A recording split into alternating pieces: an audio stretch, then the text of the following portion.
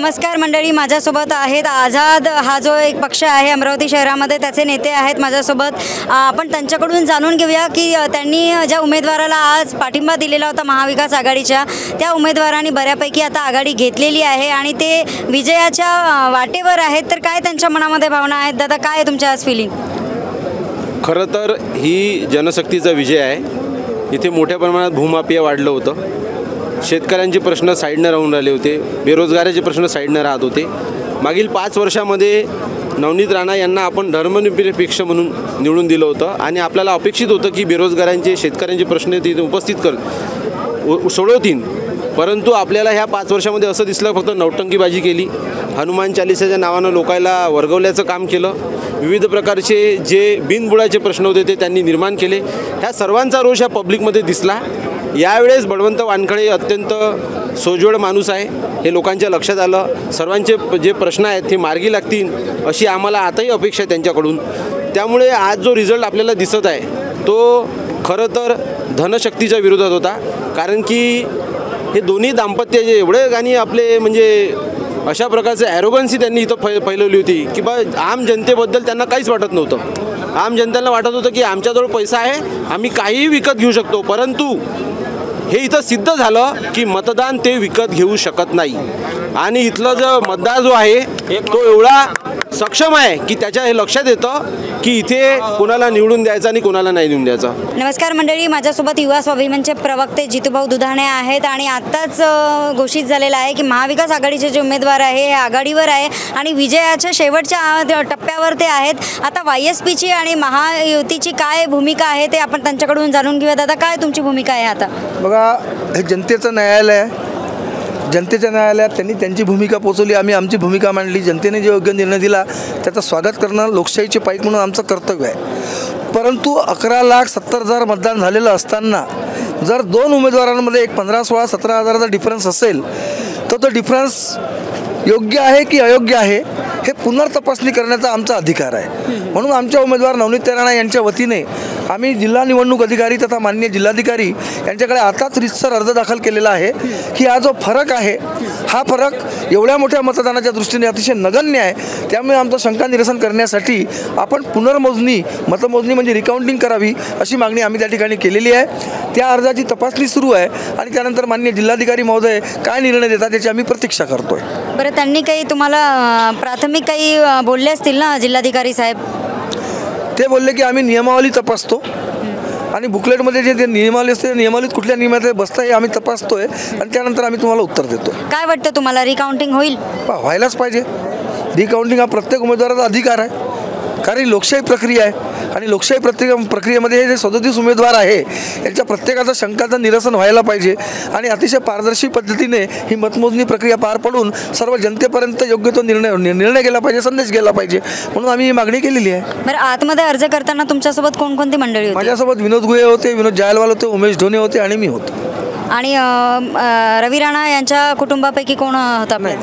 निवडणूक प्रतिनिधी, पक्षाचा प्रवक्ता म्हणून मी आणि बाकी आमचे पदाधिकारी आम्हीच होतो आणि निवडणूक प्रतिनिधीला अधिकार आहे की उमेदवाराच्या वतीने उमेदवाराचा निवडणूक प्रतिनिधी हा कुठल्याही प्रक्रियेमध्ये आपला अर्ज दाखल करू शकतो।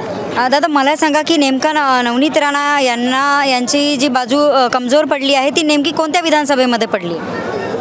अजून पूर्ण आकडेवारी आमच्याकडे यायची आहे। त्या आकडेवारीचा अभ्यास केल्यानंतर आम्ही तुम्हाला सविस्तर या बाबतीत मी तुम्हाला नक्कीच सांगेल की आम्ही कुठे कमी पडलो आणि कुठे आम्ही जास्त होतो।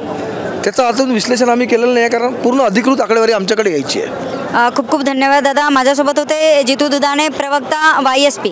नमस्कार मंडळी, माझ्यासोबत आहेत शिवसेनेचे युवा नेते सागर देशमुख। यांच्याकडून जाणून घेऊया, कारण यांच्या पक्षाने सुद्धा महाविकास आघाडीचे जे उमेदवार होते बळवंत वानखेडे यांना पाठिंबा दिलेला होता आणि खूप चांगल्या पद्धतीने शिवसेनेच्या लोकांनी त्यांच्यासाठी कामसुद्धा केलेलं होतं। तर काय वाटतंय दादा, आज त्या कामाचं फळ मिळालं आहे का?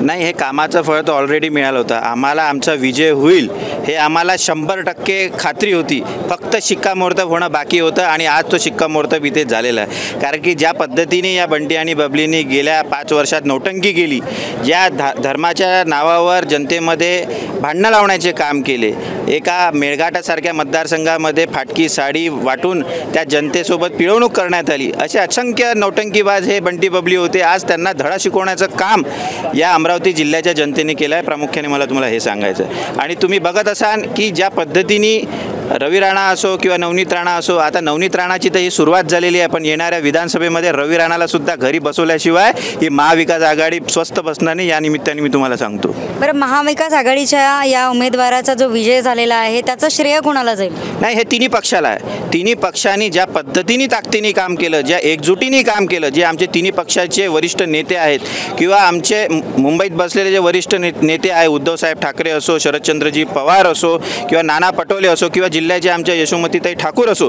यांनी ज्या जिद्दीने या जिल्ह्यामध्ये काम केलं त्या हिशोबाने तुम्हाला आजचा रिझल्ट लक्षातच आलेला आहे. माझ्यासोबत आहेत युवक काँग्रेसचे मोरे दादा, जिल्हाध्यक्ष पंकज मोरे.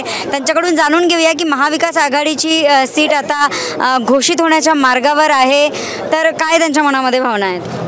अमरावतीच्या जनतेला जो निकाल अपेक्षित होता तोच निकाल आज लागला आहे. बलवंतभाऊ वानखडे या ठिकाणी प्रचंड मताने या ठिकाणी विजयी झाला आहे. खऱ्या अर्थाने भारतीय जनता पक्षाची जी हुकुमशाही या जिल्ह्यात चालली होती त्या हुकुमशाहीच्या विरोधात काँग्रेस पक्ष असो किंवा महाविकास आघाडीतील घटक पक्ष असो, सर्व पक्षाने या ठिकाणी ताकदीने काम करून बलवंतभाऊ वानखडे यांना मोठ्या मतधिक्याने या ठिकाणी विजय केला आहे. त्याबद्दल मी सर्व अमरावती जनतेचे या ठिकाणी आभारी आहे. धन्यवाद. दादा, मला सांगा की ज्या 6 विधानसभा आहे त्या 6पैकी कोणकोणत्या विधानसभेमध्ये तुमच्या उमेदवाराला लीड मिळाली आहे? 6 विधानसभापैकी आपण पाहू शकता की अमरावती विधानसभा, त्यानंतर दर्यापूर विधानसभा, अचलपूर विधानसभा आणि तिवसा विधानसभा या 4 विधानसभामध्ये बलवंतभाऊ वानखडे यांना लीड आहे.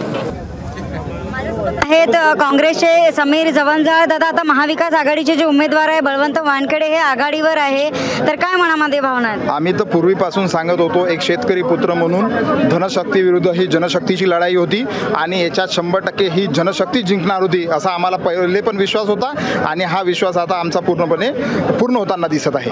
बरं, मला सांगा की नेमका कुठल्या विधानसभेचा या मतदानावर जास्त परिणाम झाला आहे? सर्वात जास्त अमरावती विधानसभेचे जे 41,000 मताची जी लीड आहे, म्हणजे अमरावती विधानसभा ही निर्णायक या सगळ्या विधानसभेत ठरलेली आहे. त्याच्यामुळे अमरावती विधानसभेचाच हा